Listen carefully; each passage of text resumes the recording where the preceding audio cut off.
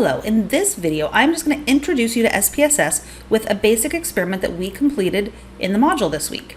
So it looks similar to the experiments that you'll be completing in class in that it's in a Google form. However, it doesn't have all of the specifications, and you'll see some better examples of that later on. So it does have a random number generator. There were two conditions, so you either did condition 1 or condition 2. They both ask you to respond to the words in different ways, and I'll not discuss that now in case someone still needs to go back and complete those experiments, as it is part of the requirements for this week.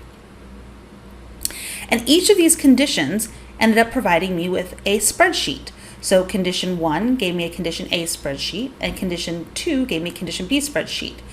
And these are different individuals. So these would be the email addresses that I've whited out so that for privacy's sake, so you don't see them. When it comes time for your own experiment, you would actually delete those so you don't have any identifying information in your data set. Same thing for condition A. So these are all different individuals. It's a between subjects experiment, which is something we'll discuss in a little bit, but it's something that we manipulated.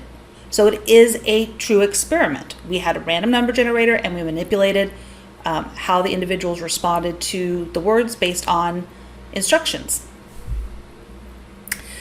So these were the different responses, and what I need is this information.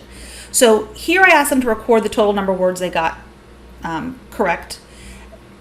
For your experiment, you're going to be responsible for tallying that information up, but for the sake of time, rather than go through all of these myself, I'm just going to trust that they got the number of words correct when they recorded it. So I'm going to take this number, and this is my condition A, or number 1, and I'm going to copy that. I'm going to open up a data set, and I'm going to put that information in here. And this was condition 1, so now I'm going to code all of these as condition 1, and I'm going to name this condition. I'm going to go ahead and label that so I know which one it is. So I'm going to say that condition 1 is my sound and form condition, and condition 2 is my meaning condition, because by thinking about whether the word was pleasant or not pleasant, you are applying meaning to that word. Click OK. So now when my data comes up, I'll see rather than seeing just condition 1 or condition 2, I'll see that information. Here I'm going to name that words recalled. So this is in variable view, and I'm going to go back to data view. Now in this experiment, I did ask whether they were male or female and what their age was, so I also want to put that information in. So I'm still in my condition A spreadsheet. Way up, I'm going to copy that information. I'm going to go back to my data set, and it should be the same number of, so something's off, so I'm going to go back to my spreadsheet here. Let's just make sure I copied all the right information. Nope, I see I did. I missed the first one. So now there's the same number. I need another one here. So it's always good to double check that data set.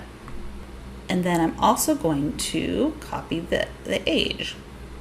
And for some reason, Control V wasn't working, so I just went up here to paste. And now I want to name these. This is age. It's numeric. Say that it's scale measurement. Condition. It's categorizing, right?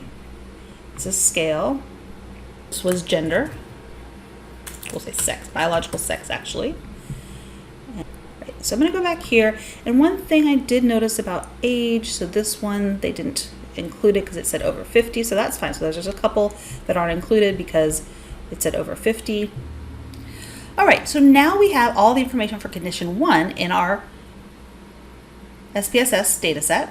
So we need to go back here and go to condition 2 or condition B. So I'm going to go over here, go back here, and because this is a between subjects experiment, I stack my data. So this is number of words recalled, and now I want to put a 2. So I know that all of these participants were in condition 2. I'm going to go back to my spreadsheet, And now I want to copy in my biological sex. And then I'm going to copy in age. So this is stacked data, so my conditions are stacked upon one another. You'll see in a few weeks when we do within subjects designs,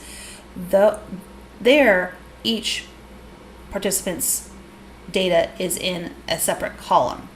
Well, because it's the same participant, it's just they have data from over time. So between subjects, we stack the data. When we have it within subjects, we use the different columns for the different periods of data collection.